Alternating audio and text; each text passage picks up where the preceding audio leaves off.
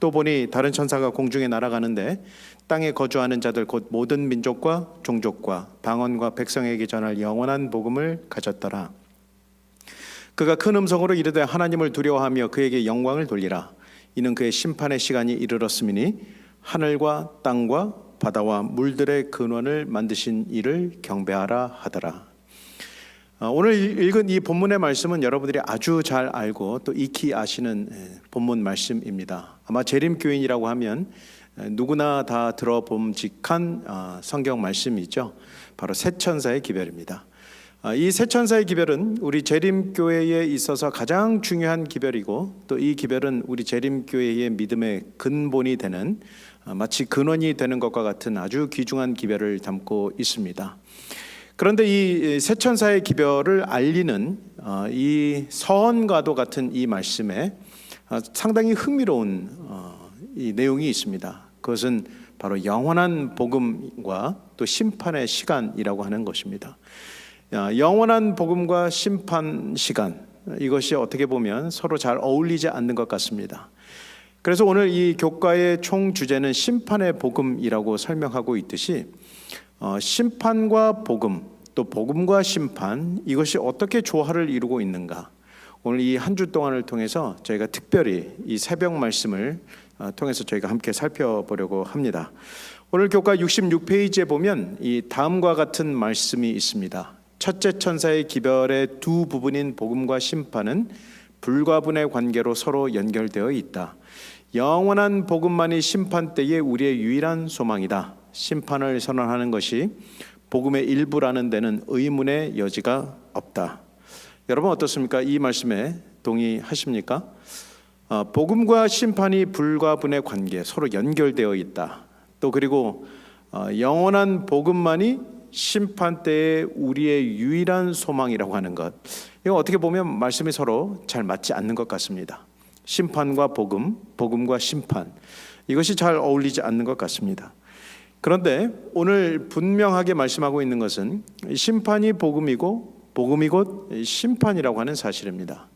어떻게 그럴 수 있겠습니까? 어떻게 심판이 복음이 될 수 있고 어떻게 복음이 심판이 될 수 있겠습니까? 우리가 잘 알고 있는 이 계시록 14장 이외에 로마서 1장 16절에는 다음과 같이 말씀하고 있습니다. 여기에 복음이라고 하는 단어가 굉장히 많이 등장하고 있습니다. 왜냐하면 사도 바울은 이 로마서를 통해서 우리들에게 이 복음의 정체성을 밝히 드러내고 있기 때문에 그렇습니다.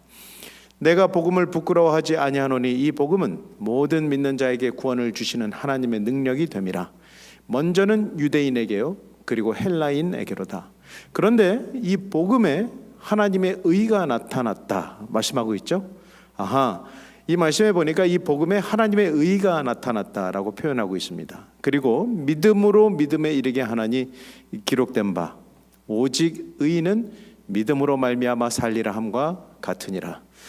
여기서 이 로마서의 말씀에 이 복음에 하나님의 의가 나타났습니다. 그런데 이 복음에는 이 하나님의 의뿐만 아니라 오늘 이 로마서 1장 16절부터 20절까지 이 말씀에 보면 하나님의 진노도 나타난다고 말씀하고 있습니다. 하나님의 진노가 불의로 진리를 막는 사람들의 모든 경건하지 않음과 불의에 대하여 하늘로부터 나타나나니 이는 하나님을 알만한 것이 그들 속에 보임이라. 하나님께서 이를 그들에게 보이셨느니라. 창세로부터 그의 보이지 아니하는 것들 곧 그의 영원하신 능력과 신성이 그가 만드신 만물에 분명히 보여 알려졌나니 그러므로 그들이 핑계치 못할지니라. 오늘 이 복음의 정체성에 대해서 보면 하나님의 의가 나타나고 하나님의 진노가 나타나는데, 이런 복음과 심판의 불가분의 관계가 이 로마서 1장에도 그대로 드러나 있습니다. 그리고 오늘 이 말씀하기를 모든 사람이 알만한 하나님의 능력에 대한 모든 비밀들을, 창세전부터 감추었던 모든 것들을 모든 만물에 분명히 보여 알게 하셨나니 그러므로 그들이 핑계치 못할지니라. 오늘 우리들에게 확언하고 있습니다. 그래서 이 계시록 14장뿐만 아니라 이 로마서의 말씀에도 이 복음에는 이 하나님의 의도 나타나지만 하나님의 심판도 나타날 수 있다고 하는 것입니다. 그 이유를 간단하게 설명드리고자 하면 우리 하나님께서는 언젠가 이것을 정산하실 때가 있다고 하는 사실입니다. 그 정산할 때가 누구에게는 심판의 시간이 되겠지만 누구에게는 그 모든 정산이 끝나고 하나님으로부터 간합하심을 받는 자유와 해방의 시간이 될 수 있다고 하는 사실입니다. 그러므로 이 심판에는, 정산의 의미가 담겨져 있는 이 심판에는 누군가에게는 참 가슴 아픈 기별이 될 수 있지만 누군가에게는 희망에 찬 기별이 될 수 있다고 하는 것, 이것이 바로 심판의 의미가 담겨져 있는 이중성이라고 표현할 수가 있는 것이죠. 어떤 사람들은 이렇게 말씀할 수도 있겠습니다. 어떻게 하나님께서 심판하실 수 있단 말인가? 어떻게 하나님께서 그렇게 많은 사람들을 사랑한다고 하시는 하나님께서 그렇게 많은 사람들을 어떻게 정죄하실 수 있단 말인가? 어떻게 집행하실 수 있단 말인가? 이렇게 생각하실 수 있습니다. 그러나 오늘 저희가 한 주 동안 살펴볼 내용 가운데에는 그 심판이 귀한 복음의 의미를 담겨져 있고, 또 오랜 시간 동안 기다려왔던 하나님의 백성들에게는 자유와 해방의 날, 정말 귀한 구속의 시간이라고 하는 것, 이것이 하나님의 심판이라고 하는 속성을 우리가 다시 이해하게 될 것입니다. 한 플로리다에 살았던 이 앰버 가이거 경사의 여자 경사의 이야기가 있습니다.